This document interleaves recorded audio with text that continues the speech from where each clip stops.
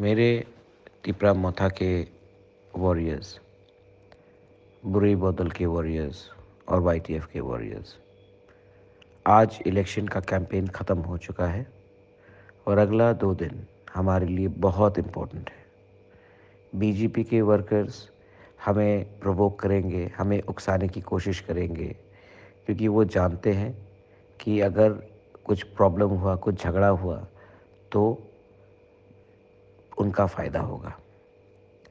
त्रिपुरा में शांति रहना चाहिए। बंगाली और तिपरासा दोनों इस बार बीजेपी को हराने के मूड में हैं। आप काइंडली अपना गुस्सा, नाराज़गी कोई बंगाली के ऊपर या कोई किसी और कम्युनिटी के ऊपर मत निकालिए। इससे फ़ायदा सिर्फ बीजेपी को होता है। वो चाहते हैं कि अगर टेंशन क्रिएट हो तो वोट एक तरफ जाए और हमारा बुकुंग बारा का वोट भी एक तरफ जाए। हम चाहते हैं त्रिपुरा में शांति रहे, झगड़ा ना हो और पीसफुल वोटिंग हो। वो उकसाने की कोशिश करेंगे, आप चुप रहिए। ये टाइम दिखाने का नहीं है कि कौन शेर है। वो 2 तारीख के बाद हम सबको दिखाएंगे जब हमको हमारा अधिकार मिलेगा। Belaino Hambai, this is Bobagra. Bobagra loves you. Bobagra says peaceful voting and no tension or violence in Tripura.